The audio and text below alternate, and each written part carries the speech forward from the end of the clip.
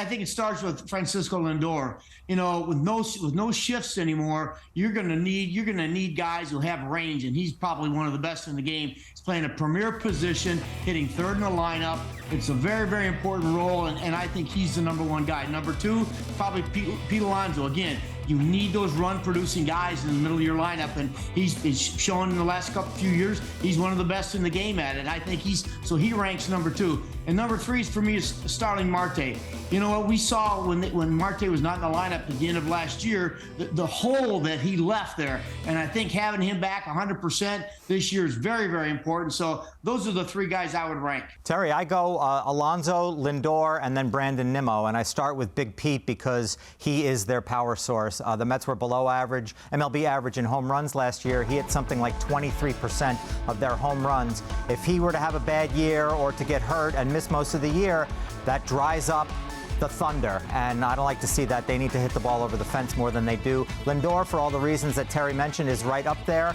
He strikes out a lot. He struck out a higher percentage than Alonso last year, which I thought was interesting. His career worst, but still, he's a solid number 2 for me. Nimmo's third because, 1, who's playing center field if he's not? And 2, I think if he gets closer to a 400 on-base percentage, which we know he's dabbled in the past, then he is a tremendously valuable leadoff hitter, so I like him as my 3rd best. So I hear you on Nimmo. I'm thinking, though, when you're constructing this lineup and if you took someone out of it, what would impact or who would impact it the most?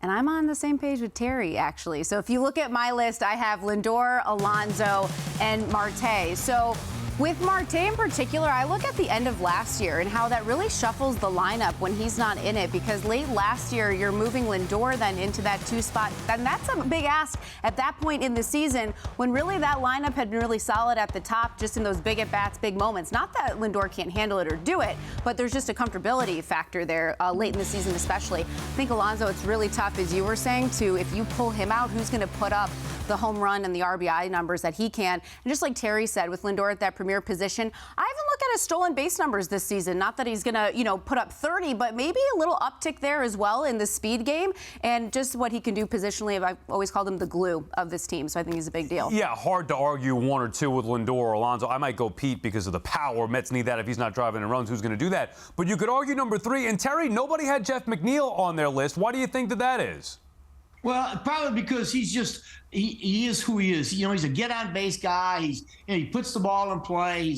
We know he's going to hit. He's probably going to hit for another big average. He's an important guy. He's a utility player to move around the field, play different spots. But, there are just some things of those other guys. They are such an impact position guys, and Jeff's just going to be Jeff, and and he's a solid player, but I just think there's other guys that you really have to get big years out of.